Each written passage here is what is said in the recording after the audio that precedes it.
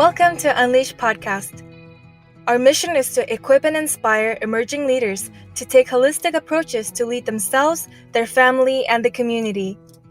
In this podcast, we will bring in expert insights to enrich your leadership journey. We are so glad you're tuning in, and let's unleash your leadership potentials. Hello, guys. Welcome. Thank you so much for joining us tonight.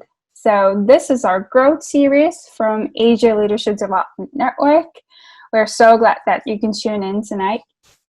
We have a very special guest today to talk to us about emotional intelligence. Mary Jo, how are you today? I'm doing well. How are you? I am doing great. Thank you so much. So introduce yourself to us. Well, I have been with Asian Access for actually over three decades, and primarily I've been working in cross-cultural work in Japan with Japanese pastors and helping them to start new churches, and then in the broader Asia context as well. And related to emotional intelligence, I have received training to be a trainer. So I'm a certified trainer with Talent Smart in emotional intelligence. It's an area I've been really interested in over the years. Mm-hmm. Great. Well, thank you so much for joining us today and doing this interview with us. So let's just jump into our topic. Talk to us about what emotional intelligence is. Right. It's interesting. I talk to a lot of people who know that emotional intelligence is important, and they'll say that, yeah, it's really important. But then when I push a bit and ask them what it is, they aren't really sure. So, of course, they know it has to do with emotions, and they may know that it shows up in what we call soft skills. If you've ever heard of soft skills in the workplace, and that's skills that are related to relationships, listening well, communicating our perspective and empathy for others, that sort of thing. And that's in contrast to hard skills that are job specific. So, for example, a computer programmer, then they need specific skills in programming. But when that computer programmer has to work on a team, the ability to collaborate and to work well in that team really depends on soft skills. So that's why the business world, understanding EQ, we call EQ as our emotional quotient, the measurement of your emotional intelligence. That's why the business world sees it as so important.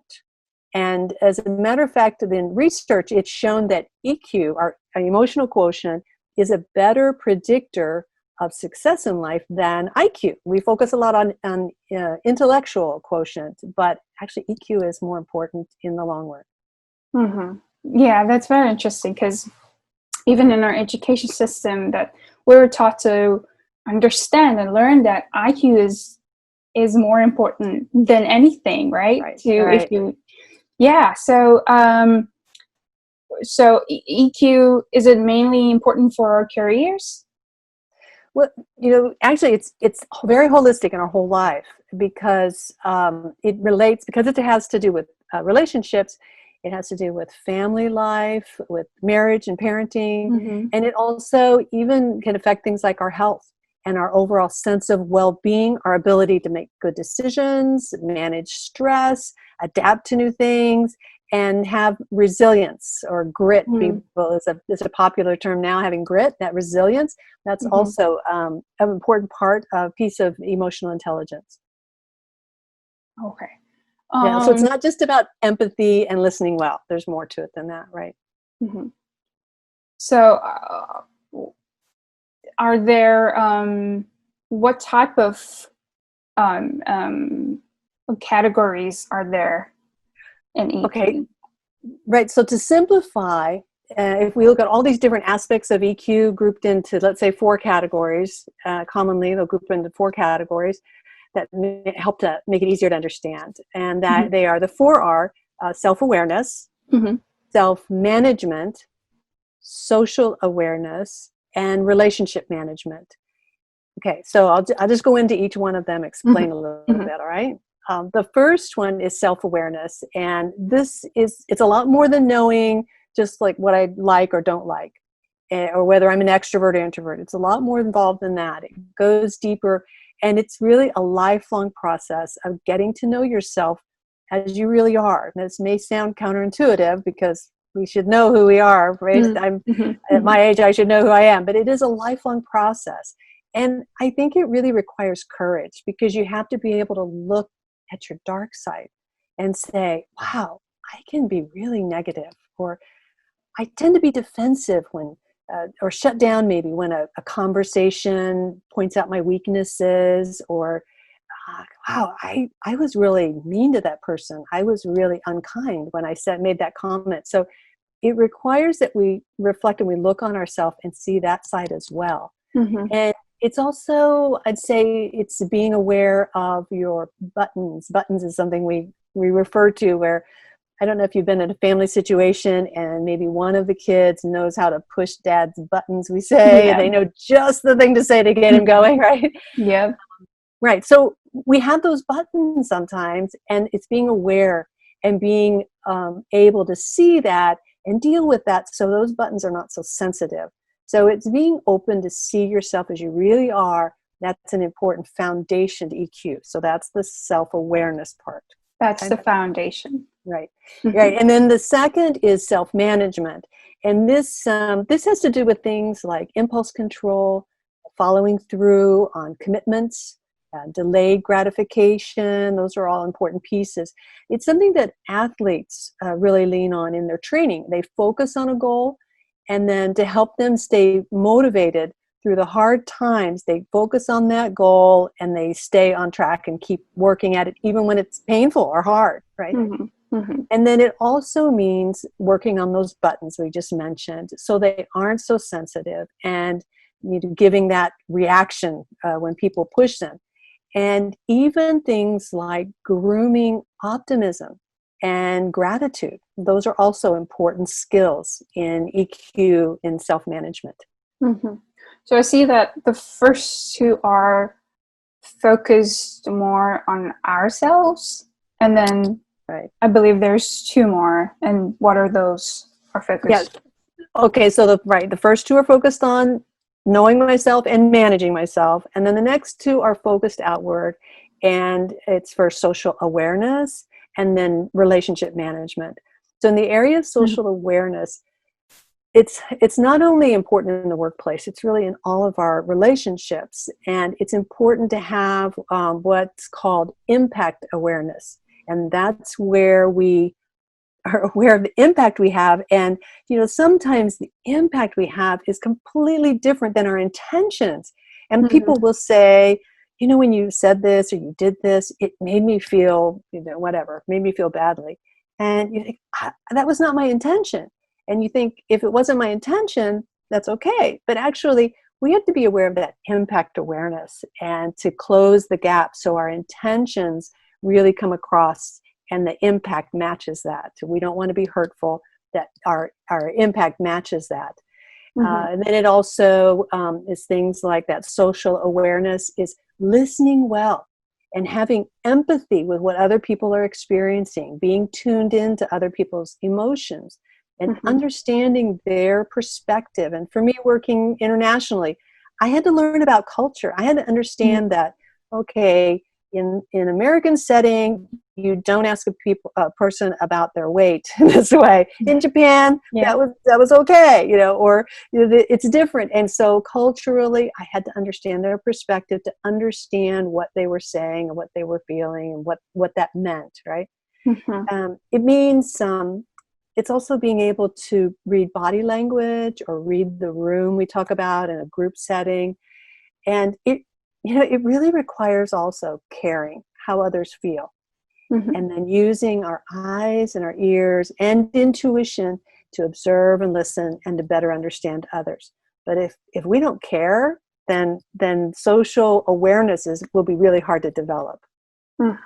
Yeah. We're social beings, right? We don't do life by ourselves. We constantly live in a community, starting with our families. How it, I think it's a really important skill to coexist with one another. I think that's our healthiest life. And so the whole push to isolate and isolation, Yeah, I agree with you totally. It's not the way we were made to be, and it has a lot of negative effects.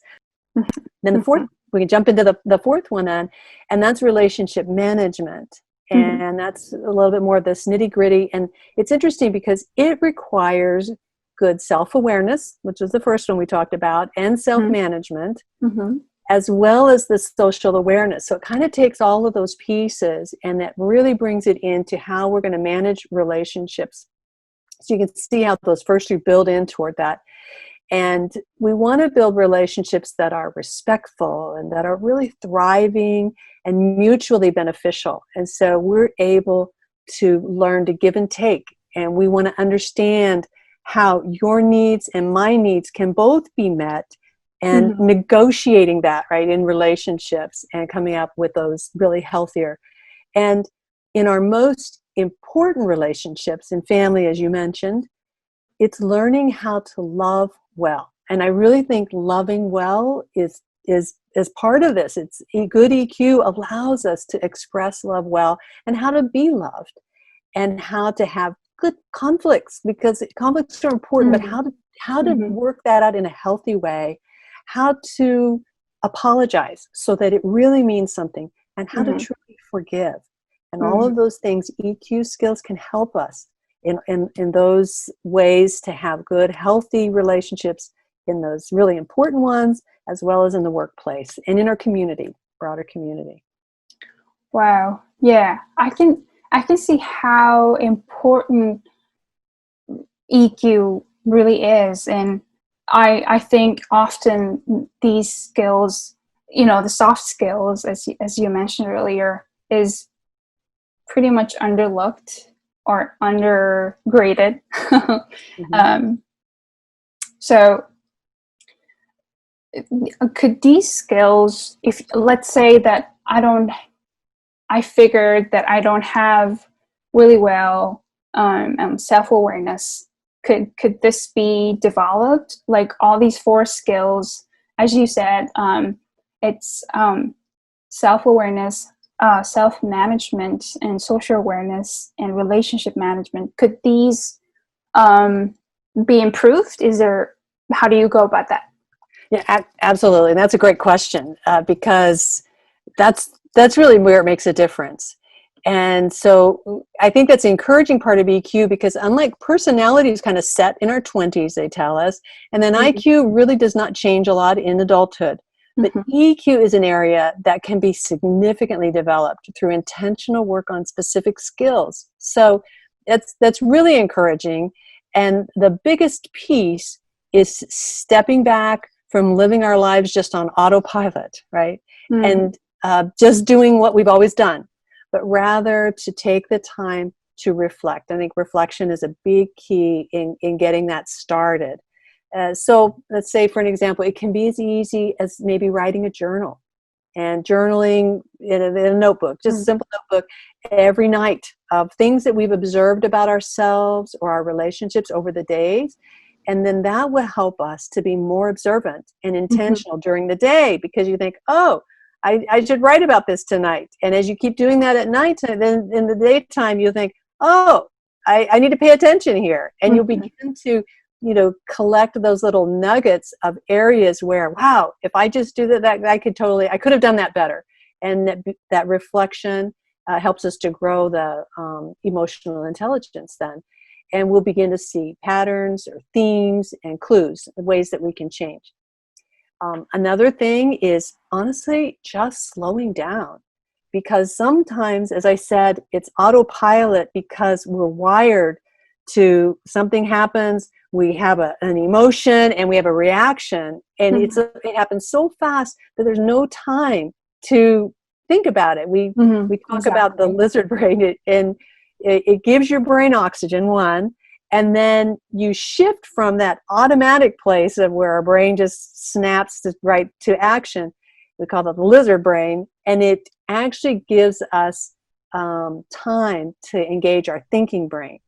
And that tells us, I really care about this person. I'm not gonna say that. And it can keep us from saying things that we really regret later. So honestly, slowing down or let's say you're in an awkward situation and you don't know how to react, and you just slow it down and take some breath and allow your rational brain to think and reflect. And then, and I think as we get more in tune to the person we want to be, then we will respond more appropriately. So it's just slowing that down and being a bit reflective. And then if we focus on those things, self-management, let's say you're having trouble maybe procrastinating, then some ideas, or getting motivated, things like that. Those are common things that we deal with a lot, right? Oh yeah, especially the young ones like me. Okay, it's something older people also can deal with. So some ideas that we know will help with the success in that area is, one, to set our environment for success. So that means the simple stuff, right? If you want to lose weight, get rid of the junk food in your house. If you don't have that junk food, if you really want to lose weight, don't buy the junk food. If you want to work out in the morning, get your clothes set up, you get your tennis shoes right there, so that everything is ready to go, and you kind of removing those barriers that make it harder to do. That's your environment for success. Another one is to build in an accountability partner, or a cheerleader. I like to call it a cheerleader, to help you reach your goals. So find someone, or even a group of people who want to grow in the same area, and then you encourage one another. So like an exercise buddy, or now there's so many options to get connected with other people who are interested in the similar things, and you encourage one another. Or also you could find someone who is really good at something and reach out to them for encouragement. You can ask them for suggestions. Say, I know I have this friend and I struggle with self-awareness. She seems really good at that. Ask for suggestions. And then you can check in with them. Say, I really want to work on this. And you check in with them. It gives you that accountability. And hopefully if it's somebody that's affirming and encouraging, then they will, their words of encouragement will give you that strength and motivation to keep going. And so let's say another area, if say you want to grow your savings, you need to have more savings available, then this is something that you can do also. You have this clear goal, and then you check in with them and say, hey, I'm up to this amount. And they're like, you're doing great. And that helps us, that encourages us to keep going. The group Alcoholics Anonymous, AA, is really based on that. They have a support group for both accountability and encouragement, and it is one of the most successful in helping people with addictions. And so even outside of that area of addiction, just in simply changing our behavior and the self-management area, it can be a big help. And let's see, I have another one then. Another thing to help with procrastination is to understand that doing these hard things, it takes energy. And so you'll notice perhaps as you get later in the day, it's harder to make those, that's when I'm going to have that cookie before I go to bed, or a little bowl of ice cream. But those are the times our will is weaker. But if you start the day with something hard, and you say, some people call this swallowing frogs. You just set those hard things. I'm going to do it in the morning when I have the energy. And then you accomplish those, and the success builds. And now I feel like I can do anything. And you start doing other things that are hard, and you see this momentum of successes and change growing. So that's another way to kind of start with something hard in the morning when you have that energy. And so those are some kind of simple ways. There are just a million ways you can develop it, but one to get started, perhaps. Well, that sounds really hopeful, that we could change in these areas by taking small steps. Very simple, Thank you so much for those tips. And what do you think is the most important thing to remember when we are working on our EQ, when we're working to make it better? Well, as I mentioned earlier, EQ is something we work on over a lifetime. And so at times, it's easier just to stick with autopilot or the status quo. And sometimes we even can just fall into a belief, I can't change anything. I can't make a difference. And so to stick with this kind of growth and be content with those little changes, it's important. I think it's important that we have a vision for a better self, and that we really believe that our relationships can improve, that our life can improve, and that our work situation can get better. There are a lot of things we can't do, but there are things that we can do to make it better, and that we have a vision. Let's say if I'm having difficulty with communication in my marriage, that I imagine, when we first got married, I thought it would be like this. And we imagine that we have that vision, and we allow that vision to pull us to take steps toward improvement. We can't change the other person, but I can make changes in myself to grow this environment and to take us that direction. And so those things, I think, that to give us that vision, even a sense of contribution in our community and in the world, that we can slowly then make a change over time. And this gives us hope. It's building on successes. And, I worked with a young man once who was struggling in his academic career. And I think he felt really hopeless. And he began to, over time, take some small steps.